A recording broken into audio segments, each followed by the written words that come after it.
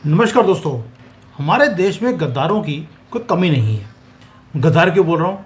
इतना testing time है। पहलगाम के अटैक के बाद जो पाकिस्तान ने हमारे ऊपर अटैक किया, हमारी आत्मा के ऊपर घात लगाया है। जब हमारे कंट्री को स्ट्रेंथ की ज़रूरत थी, जस्टिस की ज़रूरत थी, लीडरशिप की ज़रूरत थी, हमारे चीफ जस्टिस ऑफ इंडिया कहाँ है? चाइना में। आप इमेजिन कर सकते हैं, मुझे जब ये न्यूज़ पता लगी कि chief justice of India China बैठा हुआ है, मैं हक्का बक्का रह गया था। हाउ इज इट पॉसिबल कि chief justice of India court room में नहीं है, दिल्ली में नहीं है, कम्युनिस्ट चाइना में है। Yes, you heard that right.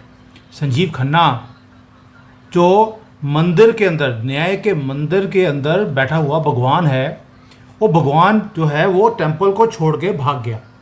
Attend करने आया है कॉन्फ्रेंस को हंगजो में।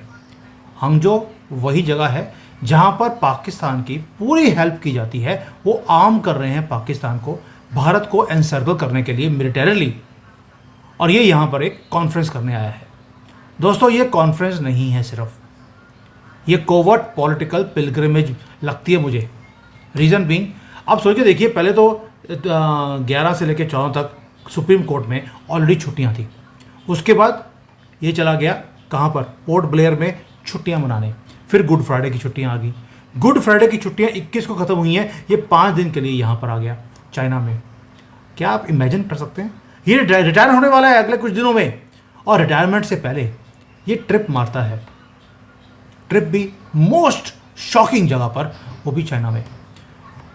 आप सोच कर देखिए कि ये आया यहाँ पर, जबकि इस पर दो मोस्ट सेंसिटिव 2 केसेस हैं जिसके ऊपर इसने मोहर लगानी है बिना रिटायरमेंट से पहले।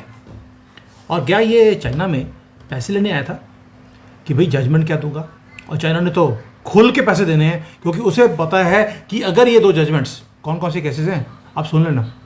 एक तो है वक्फ का, और दूसरा है जो ये करप्ट जज पकड़ा गया था जिसके घर में, वर्मा जी के घर में नोटों के ढेर मिले हैं।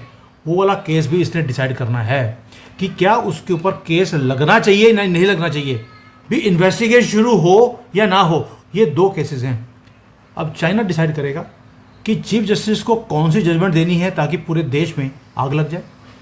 150 से ज़्यादा मुसलमान पैटिशनर्स हैं जिन्होंने डिमांड किया है कि वक्फ अमेंडमेंट बिल को रोका जाए, जिससे अगर ये वक्फ अमेंडमेंट बिल अगर पास हो गया तो ये रिक्लेम करेगा thousands and thousands of acres, लाखों एकड़ बोलना चाहिए, जो इलीगली ऑक्युपाइड है बाय वक्फ माफिया।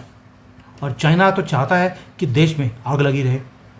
और ये जो एक्ट है वो इतने सालों की जो इनजस्टिस थी देश के साथ, वो खत्म होगी।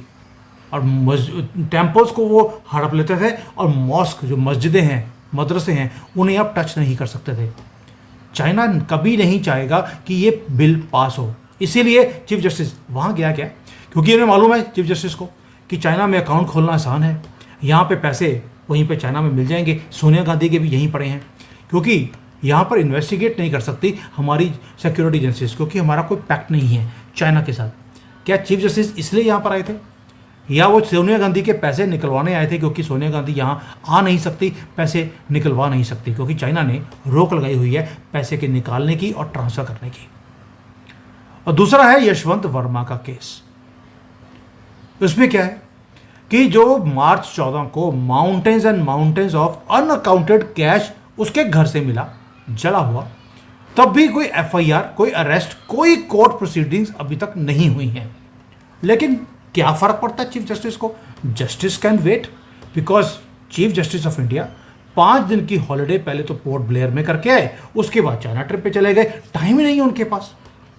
और भारत पाकिस्तान के अटैक से अभी भी जूझ रहा है। जुडिशल स्कैंडल्स के साथ इनका मुंह काला हुआ पड़ा है, और ये चाइनीज टी पी रहे हैं चाइनीज कम्युनिस्ट ऑफिशियल्स के साथ हंगजो में। दोस्तों, हमें ये रियल क्वेश्चन पूछना पड़ेगा, क्या chief justice of India Khanna China में एक कॉन्फ्रेंस को अटेंड करने गए थे, या यहां पर इंस्ट्रक्शंस लेने गए हैं उन्हीं फोर्सेस के साथ जो भारत को डिवाइड करना चाहती हैं? क्योंकि जब एससीओ की कॉन्फ्रेंस हुई थी भारत में 2023 में, तब भी चीफ जस्टिस काम करता रहा, एक सिंगल दिन की भी छुट्टी नहीं हुई।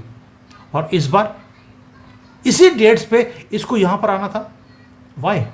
जबकि आपके पास दो बहुत बड़े डिसीजंस लेने के लिए पेंडिंग पड़े हैं, एक जो लैंड जिहाद को डिफाइन करेगा और दूसरा जो जुडिशियल और करप्शन को डिफाइन करेगा।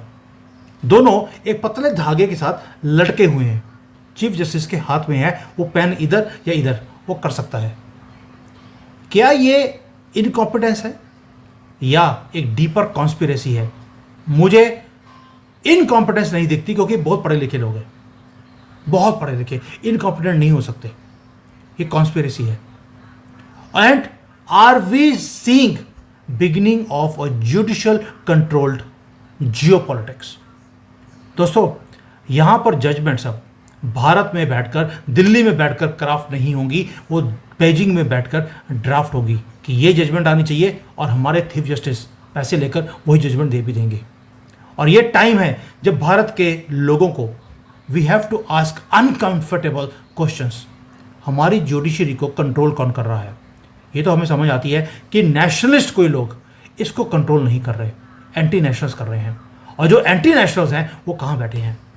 हमें लगता था कि वो डीप स्टेट अमेरिका में है, अब तो पता लग गया कि चाइना में भी है। और चाइना की गवर्नमेंट के साथ बैठकर चाय पीते हुए ये जजमेंट्स लिख रहे हैं क्या? Why are national interest cases delayed? ये क्वेश्चन हमें पूछना पड़ेगा जुडिशरी से। और डिले करने के बाद जुडिशरी वकेशंस कर रही है, केसेस को डिसाइड नहीं कर रही।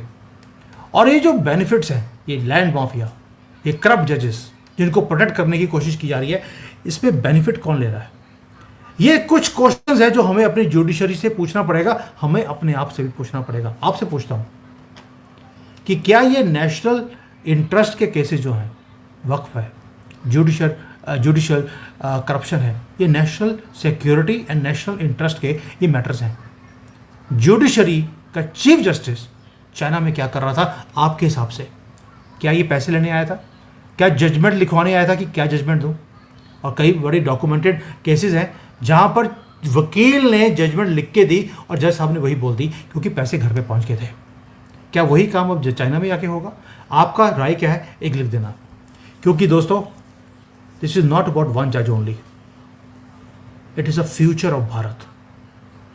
अगर जस्टिस आउटसोर्स हो सकती है फॉरेन फोर्सेस के हाथ में या फॉरेन पावर्स के हाथ में, अगर हमारे टॉप जजेस इग्नोर कर सकते हैं नेशनल इमरजेंसी को एक सीक्रेट मीटिंग्स के लिए, then we have to rise, we have to demand accountability.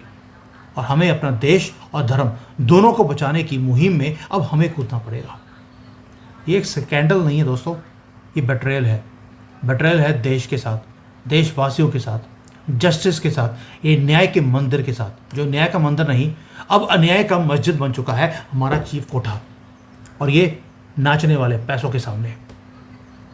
Justice must be served for the nation, not according to foreign agendas but according to our country. दोस्तों, अब हमें जागना पड़ेगा। CGI और इसकी अगली कबाल, दे हैव बिकम रोग। ये जस्टिस जो है ये जोक बन चुकी हैं हमारे देश में। कितनी बार ये देशद्रोह का काम करेंगे, ये दोबारा देख लीजिए। कई बार लोग बोलते हैं सर प्रूफ कितने है, ये लीजिए प्रूफ भी आ गया आपके सामने। The chief justice of India was on holidays for 1 week when the country needed him the maximum. कहाँ पर? चाइना में। चीफ जस्टिस इन चाइना, कभी सुना है आपने आज तक कि chief justice of India China में आया हो जब भारत ब्लीड कर रहा हो? और ये वकेशंस बना रहे हैं, वहाँ पे केक काट रहे हैं, क्योंकि पहलगाम में इनके चहेते लोग जिनको ये रात के अंधेरे में बरी कर देते हैं, उन्होंने हिंदुओं का कत्ल किया है। और chief justice of India missing है नेशनल क्राइसिस के टाइम पर। भाई मोदी जी बाहर ट्रिप कर रहे थे, वापस आ गए, बाकी सारी एंगेजमेंट्स कैंसिल कर दी, अजीत डोभाल ने कैंसिल कर दी, जयशंकर ने कैंसिल कर दी, और ये दल्ला, sorry to use the word, छक्का बोलना चाहिए इसको, ये चाइना में बैठा हुआ था यहाँ पर कम्युनिस्ट पार्टी के साथ ब्राइब लेने के लिए। और देख लेना, अगर ये चाइना में आकर गया है, ये वक्फ का जो बिल है और करप्शन का बिल, ये भारत के अगेंस्ट ये जजमेंट देने वाला है, ये गारंटेड है। क्योंकि ये इसी काम के लिए यहाँ पर आया था। आपका इसके बारे में क्या राय है, please mention it in the comment so that he can listen. और हो सकता है आपके कमेंट सुनने के बाद इसको अकल आए और ये जजमेंट्स ठीक दे दे। अब ये या तो हमारे देश की हार है या हम सनातनियों की जीत है, ये अब हमारे ऊपर डिपेंड करता है। The more we are loud, the more the words will reach to his ears, and let's be loud. Thank you. जय सिया राम।